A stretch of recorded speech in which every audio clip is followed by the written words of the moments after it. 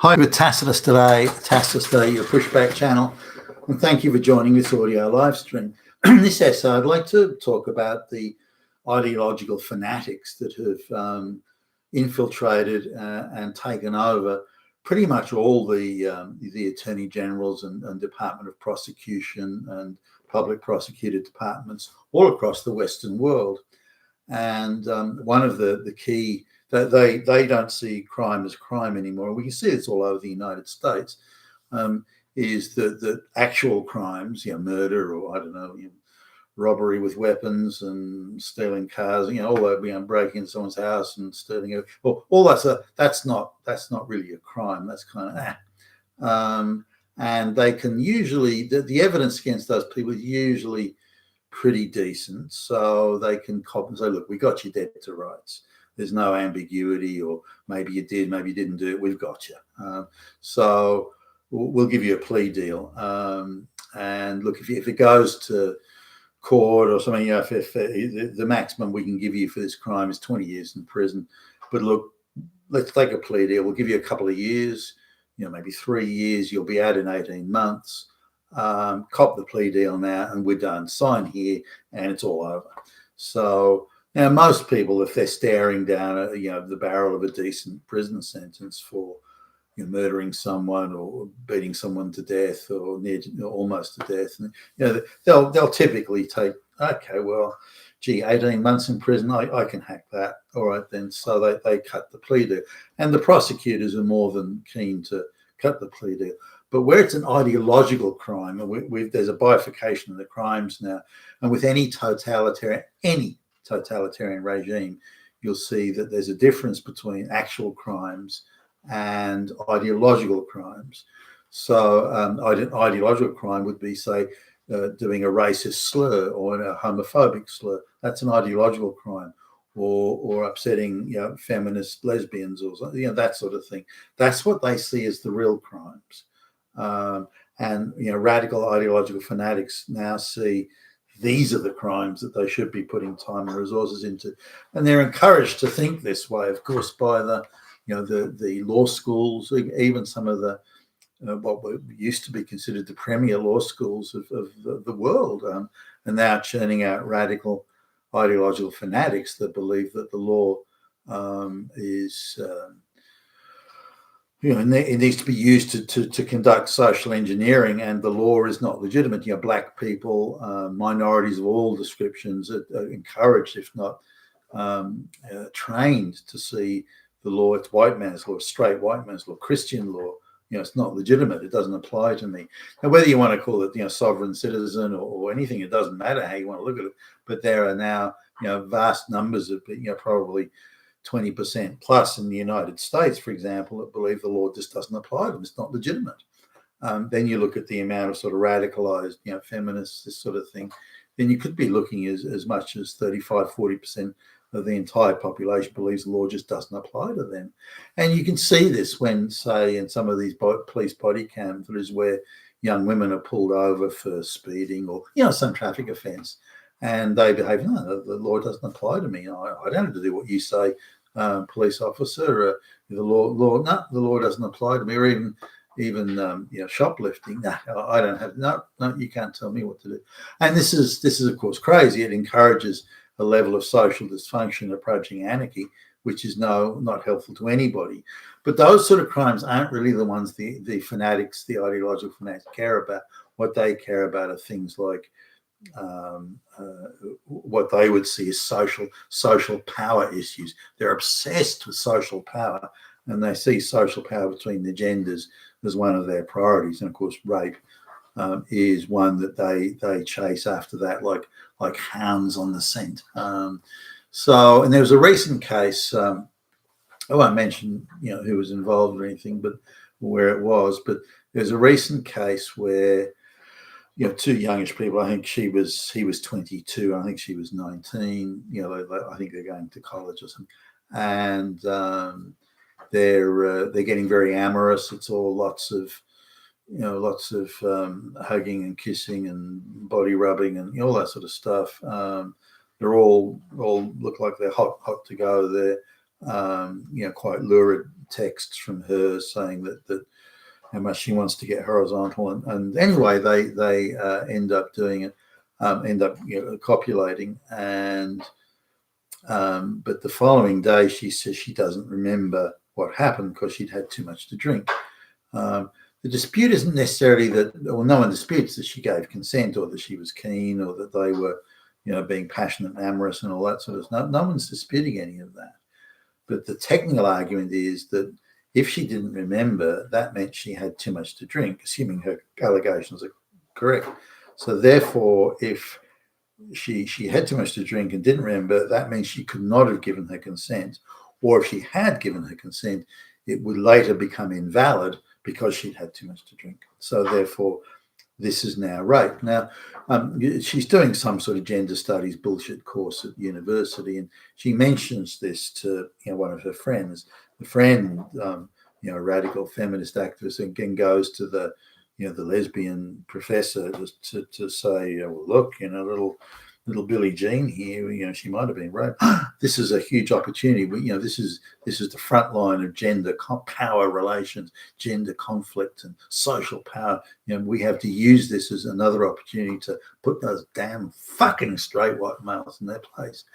So the girl then is, a silly little girl. She's then taken to the law professor, who just happens to be the lesbian lover of the gender studies professor. That's not declared. So their conflict of interest at this stage isn't declared. So they say to her, you have to follow this through. We have to. Men have been oppressing women for centuries. Here's our big opportunity to redress. This is restorative justice. With this, we have to use this technicality to the maximum level. Now she sort of says, well, look, gee, it's going to be expensive. No, look, I know people. It's already the lesbian cabal says, I know people in the prosecutor's department, and they'll pay for everything. It won't cost you anything. There's an NGO down the road there that supports women.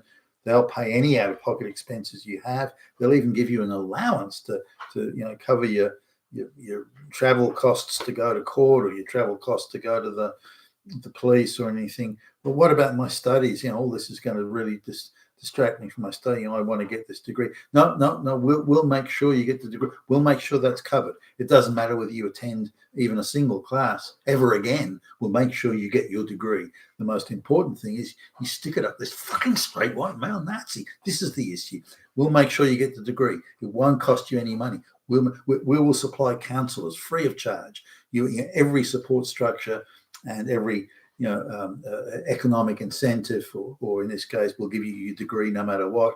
Every incentive is given to her. So she's given this a very artificial world, not a world of reality, but a world of ideological fantasy, which encourages her to go through with this. She's suddenly an important person. All these people are making a fuss of it. All these important professors are all making a fuss of it. You're doing the right thing. You're stunning and brave, and all this sort of stuff.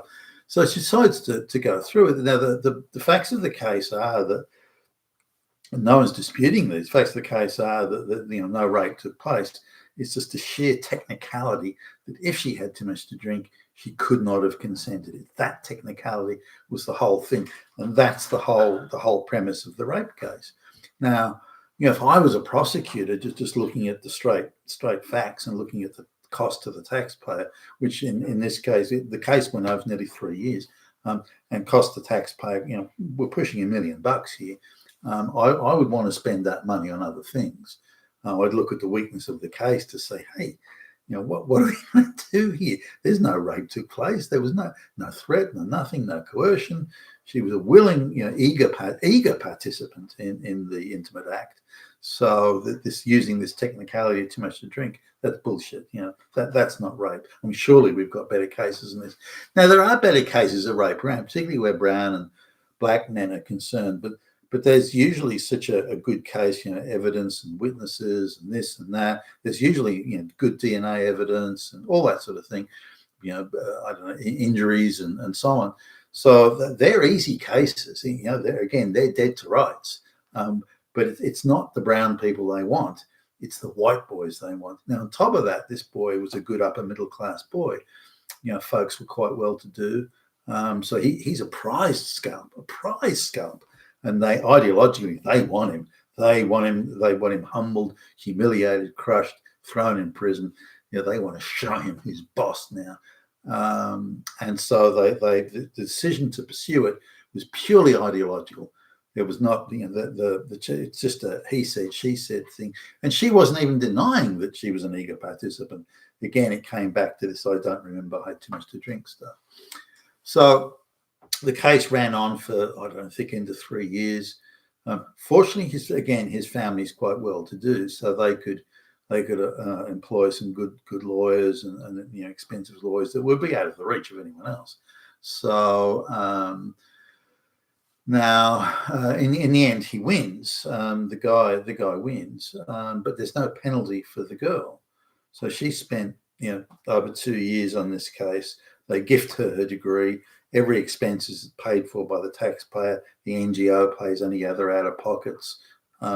She's given what I suspect is a small stipend from the NGO, where they artificially say that she was doing work for them, or consultant or something like that. So she was like getting an income. So all the support structures, everything was paid for. There was no downside for her. Now let's suppose it was the real world where she had to pay for the legal fees. Nothing would have happened. Let's suppose it's the real world where, because of the strain and the stress of dealing with it all, she couldn't work at some part-time job. She probably wouldn't have done it.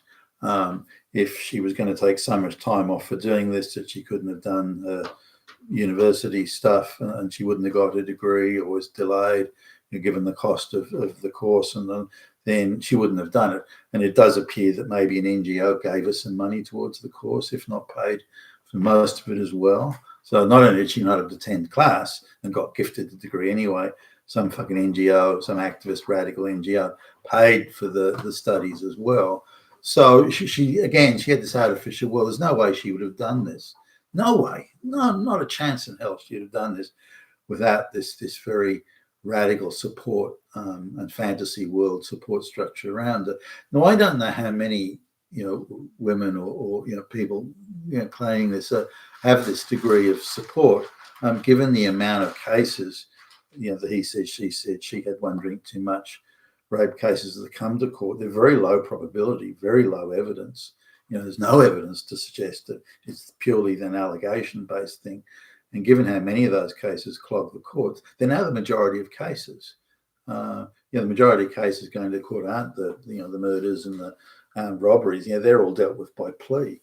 And people are given much lower sentences than they otherwise would have gotten. The people they want are the ideological criminals, and that's why the courts are clogged up with this. But we wouldn't see anywhere near the number of cases unless, again, the taxpayer was funding the bill for these. It's really just a vanity indulgence for activist feminists who've been given the keys to the treasury and the keys to the courtrooms.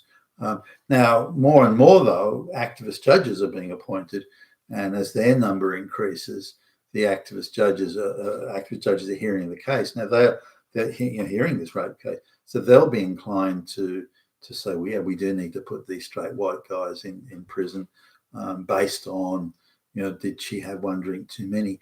And this is now the concern, that the perversion and subversion of justice is now universal, but this desire to find and convict ideological criminals is just going off the charts.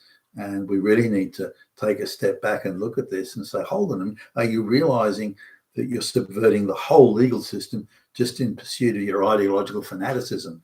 How will that in the end help anybody? It won't. You've been a Tacitus today, your pushback channel, and thank you for listening.